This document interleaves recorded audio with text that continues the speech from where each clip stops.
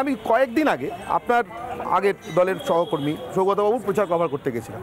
সৌগতবাবুকে যতবার আমি এলাকার উন্নয়নের কথা জিজ্ঞাসা করছি ততবার উনি বলছেন সাংসদের কাজ রাস্তা, ড্রেন, গলি এসব করা নয়, সাংসদের কাজ পলিসি মেকিংয়ে লোকসভাতে বিতর্কে অংশগ্রহণ করা।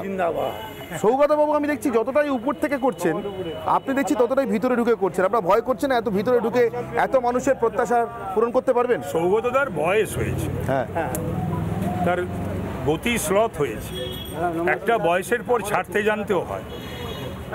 এই যখন তৃণমূলে নবীন প্রবীণের যে বিতর্ক ছিল তাতে আমি নবীনদের পক্ষেই ছিলাম, আজও আমি নবীনদের পক্ষে। নবীনদের জায়গা করে দিতে হবে, নবপ্রজন্মকে জায়গা করে দিতে হবে এবং নবপ্রজন্মর কথা বলবো, নেই পিঁড়ির কথা বলবো আর নিজের পদ জায়গা আঁকড়ে ধরে থাকবো, আমি এটাতে বিশ্বাসী নই। তো সুতরাং সৌগতদা এবং আরও কয়েকজনের, যেমন এই উত্তরের রয়েছে, এদের যা এজ, এদের যা বয়স এবং শারীরিক অবস্থা, যেমন আমি তো শুনেছি যে বেলে রয়েছে, সেটা তো একটা শারীরিক কারণে ভয়ঙ্কর একটা রোগ, সেটা দেখিয়ে বেলে রয়েছে। তো তাদের কেন দাঁড়াবার শখ হয়? তাদের যে এখন বয়স, সেই বয়সের সঙ্গে 5 যুক্ত করতে হবে।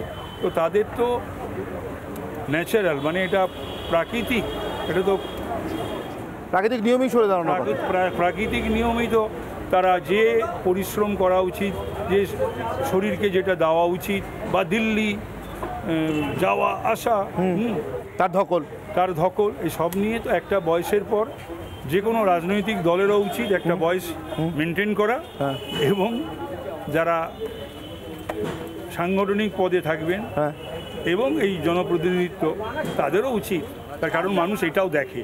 একটা কথা আমার মনে পড়ছে, শারীরিক সক্ষমতা কার আছে কার নেই, একেবারে অন্য ফিল্ডের মানুষ, কিন্তু আপনার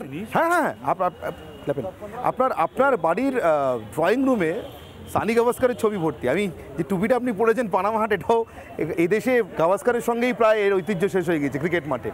আপনার গাভাস্কারের আপনার প্রিয় হওয়ার একটা কারণ বলেছেন। আমি বলি, ক্রিকেটে আমার কাছে সর্বকালে সর্বশ্রেষ্ঠ খেলোয়াড় গাভাস্কার, ফুটবলে আমার কাছে সর্বকালে সর্বশ্রেষ্ঠ খেলোয়াড় মারাদোনা। 1986 আগে পর্যন্ত পেলে ছিল, 86 থেকে আমি মারাদোনার ভক্ত, সেই ইংল্যান্ডের খেলা যখন দেখলাম। ঠিক, কিন্তু গাভাস্কারকে আমি আরও অন্য কারণে আমি ভালোবাসি বা শ্রদ্ধা জানাই, যে জানেন কখন ছাড়তে হয়।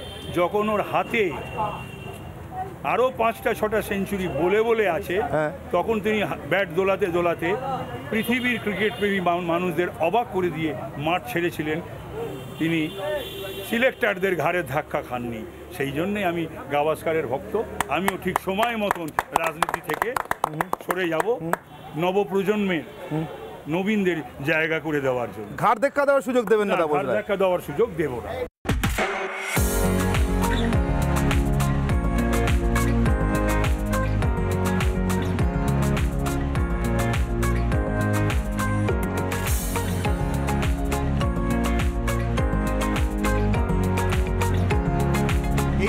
মধ্যাহ্নভোজের টেবিলে উত্তর কলকাতা কেন্দ্রের বিজেপি প্রার্থী তাপস রায়। দুপুরের প্রচার সেরে ফেরার ছবি আপনাদের দেখিয়েছিলাম, তারপরে ছোটোখাটো বৈঠক হয়ে গেল নিজের বাড়ির নিচে পার্টি অফিসে। আপাতত প্রচার সঙ্গীদের একেবারে সঙ্গে নিয়ে মধ্যাহ্নভোজ ছাড়ছেন। তাপসবাবুর মধ্যাহ্নভোজ ছাড়ার কায়দাটা একটু টিপিক্যাল বাঙালি টাইপ, মানে পরিবার পরিজন সঙ্গী সাথী না নিয়ে খাওয়াটা ঠিক জমে না, তাই তো তাপসবাবু? ঠিকই তাই। আমার জন্যই আমার পরিবার আমাকে পাশে পায় না, তা নাহলে সত্যি কথা পরিবারের সঙ্গে খাওয়া, একসঙ্গে খাওয়া, তার আনন্দটাই আলাদা। আচ্ছা, এই এবার সবথেকে বড় ইলেকশন ইয়ার বলা যেতে পারে, মানে এত লম্বা ইলেকশন হচ্ছে এত সময় ধরে, তার মধ্যে আপনারটা আবার শেষ ফেজের ভোট। এখন বৌদি তো বহুদিন বোধহয় আপনাকে লাঞ্চ টেবিলে মিস করবেন, ডিনার টেবিলেও কি করছেন? না, ডিনারটা মিস হচ্ছে না, লাঞ্চটাও মিস করছি না। আমি আমার মতন সময় আসছি, খাচ্ছি, ও তারপরেই খায়, আমার পরেই খায়। আর ডিনারটাও আমার মিসেস আমার সঙ্গে, মেয়ে, আমি আমরা একসঙ্গেই খাই, মানে রাতের খাওয়াটা অন্তত একসাথে হচ্ছে। তারপর সব একটা জিনিস জানতে চাই, আমি বারবার ওখানে ঘুরতে ঘুরতে দেখছিলাম, আমার মনে আসছিল আপনার এক পুরনো সহকর্মীর কথা। তিনি একটা কথা বলছিলেন, সেটা হচ্ছে যে সৌগতবাবু, আমি কয়েকদিন আগে ঠিক যেরকম আপনার সঙ্গে সারাদিন কাটাচ্ছি এরকম গিয়েছিলাম, তিনি বারবার আমায় ঘুরতে ঘুরতে বলছেন না আমার কাছে লোকের ট্রেনের হিসেব চাইছে, রাস্তার হিসেব চাইছে। আচ্ছা বলুন তো সাংসদের কাজ কি এটা? আমি সৌগতবাবুকে জিজ্ঞাসা করলাম যে আপনার কি কোথাও অস্বস্তি হচ্ছে আপনার দল সব জায়গায় ডেলিভার করতে পারেনি বলে? এই প্রশ্নের উত্তর সাংসদকে সরাসরি জিজ্ঞাসা করা উচিত কিনা আমি জানি না, কিন্তু আপনাকে উত্তর দিতে হচ্ছে। এটা কি আপনার অস্বস্তি? সৌগতবাবু কিছুটা এড়িয়ে গেলেন, বলেন এগুলো সাংসদের কাজ নয়। আমি দেখলাম পাল্টা আপনি গলি ঘুজি ঘুরে বেড়াচ্ছেন এবং সব জায়গায় সব কিছু সেখানে খুব ভালো আছে, ঠিক আছে, তেমনটা নয়। আপনিও তো সাংসদ হওয়ার জন্যই ভোটে নেমেছেন। কি করে যাচ্ছেন, কোন সাহসে যাচ্ছেন? ব্যাপারটা হলো ঘটনা যে স্টেয়ারের তিনটে দায়িত্ব আছে। একটা কাউন্সিলর, লোকাল সেলফ গভর্নমেন্ট, একটা বিধায়ক, স্টেট গভর্নমেন্ট, আর একটা এমপি, সেটা কেন্দ্রীয় সরকারে। কিন্তু এখানে তো মুশকিল হচ্ছে, এখানে বেশিরভাগ কাউন্সিলর কাজ করে না। আর বিধানসভায় যদি বিধায়ক অন্য দলের হয় তাহলে তো হয়ে গেল, আর নিজের দলেরও সেটা বেশিরভাগ সময় শোনা যায় টাকা পয়সা নেই। তবে কেন্দ্রীয় সরকারের যে অনেক প্রকল্প রয়েছে, অনুদান, সেগুলোকে ও ঝগড়া করেই শেষ করে দিল। সেটা করলে তো হবে না। সেটা বোধহয় তৃণমূলের একটা বড় ড্রব্যাক, মানে এই উন্নয়ন নিয়ে প্রশ্নের মুখে পড়তে হচ্ছে। এত সরকার রয়েছে, এত রাজ্য রয়েছে, মাল্টি পার্টি সিস্টেমে তো থাকবেই, গণতন্ত্রে মাল্টি পার্টি সিস্টেমে থাকবে। কিন্তু যেটা